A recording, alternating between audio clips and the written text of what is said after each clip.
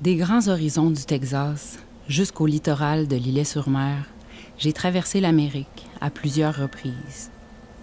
Dans mes chansons, je m'inspire du territoire, des grands espaces et des oiseaux migrateurs. J'ai posé mes valises dans ma région natale de Chaudière-Appalaches.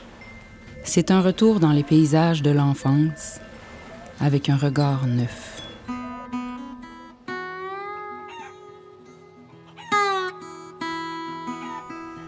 C'est un environnement, un endroit que de plus en plus les gens de l'extérieur ils viennent comme touristes et qui ont le goût de découvrir aussi des choses particulières. Donc nous, on est ouvert à ça, ils nous permettent aussi de rencontrer des gens qui viennent d'ailleurs et partager aussi ce que nous on fait de manière ouverte ici dans cet environnement.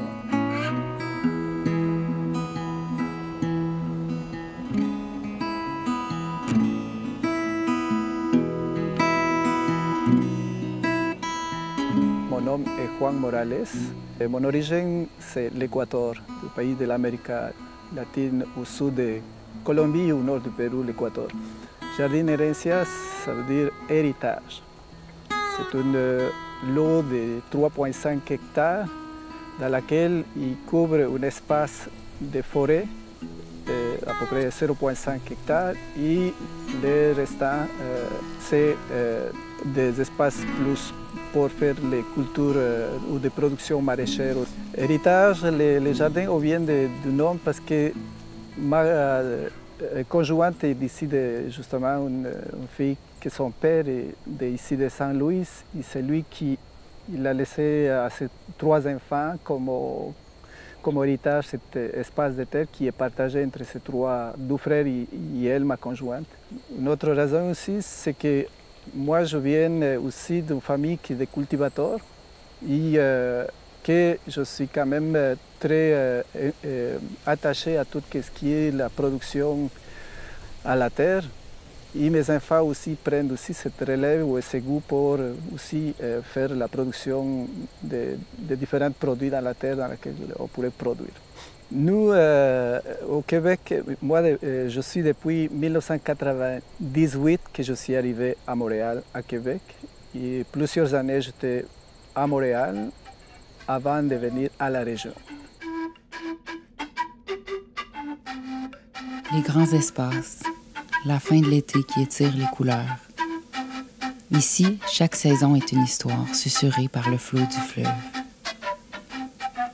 Il a vu bien des départs et d'innombrables naissances, a bercé les cœurs des enfants sur ses rives et réconforté bien des âmes rendant leur dernier soupir. Malgré tout, saison après saison, il continue de couler humblement et porte nos histoires vers le firmament. Ma première étape, c'est de voir que chaque plante que je les mets ici dans les jardins dans la région, c'est de voir l'étape d'adaptation. Après ça, si la plante était adaptée, donc je vais multiplier. Si pour moi aussi, palliativement, je suis confortable avec. Sinon, on laisse juste comme une espèce de décoration. Toute la production, la manière que je fais de manière naturelle, qu'est-ce qui se combine beaucoup ici dans ma production, la manière que je fais beaucoup avec le compagnonnage. Donc ça veut dire qu'il va pour essayer de tout ce qui est les insectes ennemis aux maladies, tout ça, j'essaie d'éliminer de manière après des plantes qui s'entraident entre elles-mêmes. Notre but, c'est la fraîcheur. Donc c'est vraiment ça notre intérêt pour que les gens consomment directement quand tout est comme frais, parce que tous les goûts, c'est ça la différence d'un produit qui est gardé longtemps et un produit qui est frais. La production il y a surtout pour le marché local. Donc ça veut dire qu'on a un petit kiosque et tout ce que nous on produit, on sort à mesure et les gens ils viennent directement dans les kiosques. Quand il y a un surplus supplémentaire, on offre aussi au restaurant de la région. Un petit kiosque que nous on l'a acheté l'année passée et qui était fait avec des artisans d'ici de la région elle-même de Saint-Louis. Donc nous a construit cette infrastructure justement pour mettre disponible notre produit qui sort du jardin. Et là, on expose, quand les gens y viennent, on met une liste avec les prix. Donc les gens ils regardent les prix et aussi toutes les choses que nous, à mesure que dans notre jardin, on les récolte et on les expose directement. Donc les gens ils prennent ce qu'ils souhaitent acheter, ils partent avec. Notre kit de salsa ici, c'est les tomatillos pour la salsa verde. C'est les tomatillos qui plus, on les connaît beaucoup plus au Mexique. Ça, c'est les piments forts et l'ail. Quand on fait une recette dans l'ensemble, dans le fond, on les va faire une manière de les préparer assez rapidement. On enlève la partie de la surface du fruit. On va les rincer juste un peu les fruits parce qu'il y a un peu simplement d'huile naturelle. Et après, on les met dans un chaudron rapidement. On les laisse 4 ou 5 minutes jusqu'à le moment que les fruits viennent à s'ouvrir. Okay, une fois que le fruit est ouvert, comme c'est un fruit acide, il y a beaucoup de jus aussi à l'intérieur. Donc on va les laisser ouvrir les fruits, on les met de côté pendant 3 ou 4 minutes et jusqu'à le temps que se refroidissent et après on les met dans un blender. Surtout les paysages qui ont une beauté particulière ici, les microclimats aussi qui nous permettent un peu de s'adapter facilement. Et aussi c'est la communauté, ça veut dire que tous les gens sont accueillants, sont vraiment très solidaires par tout ce que nous on fait, dans l'ensemble des choses qu'on fait. Alors c'est pour ça que pour nous on est à chaque année aussi plus positif d'aller un peu plus loin aussi avec notre production. L'intérêt d'aller comme plus à la production déjà de la mycologie, oui, c'est un intérêt au début plus personnel.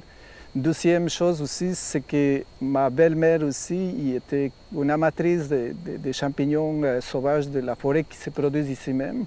Donc, tout cet ensemble, j'avais l'occasion de participer à un projet de bioptères avec certains producteurs de la région que je suivis un cours ensemble et qu'on est soutenu jusqu'à aujourd'hui avec bioptères aussi pour continuer la production maraîchère de certains produits en culture comme une espèce qui s'appelle rouge vin ou estrophère, qui se produit avec les copeaux de saule et les autres champignons comme les pleurotes et shiitake, qui sont quelques-uns produits dans des chaudières.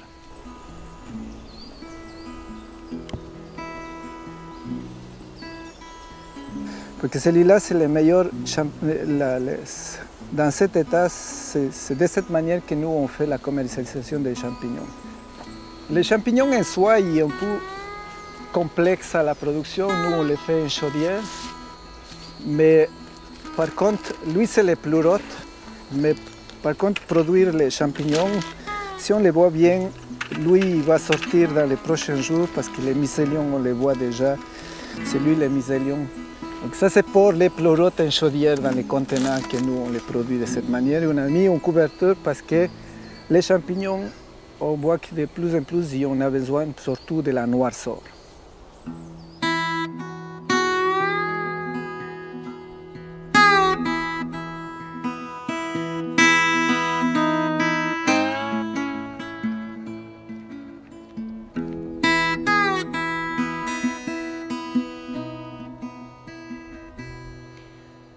Stop this train,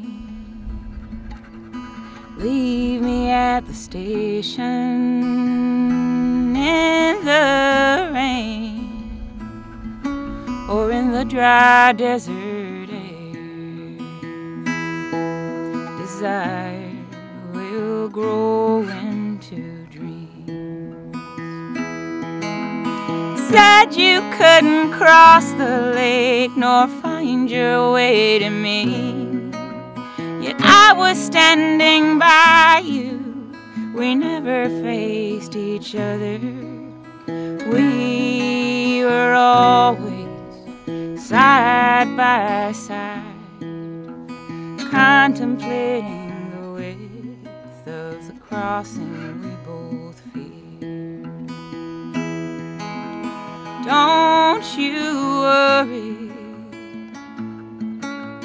don't you be sorry when you go, when the road calls you home. Your freedom is more than I could ever own. Shores of Lake Geneva, where our words rang through the night, opened up their secrets to free our imprisoned minds. I can see my reflection where there was nothing at all. There is no wrong direction. Now I see past my fall. Before you know it, winter breaks your bones. When you're lonely, when your heart is cold and dark, my shelter is always open for you.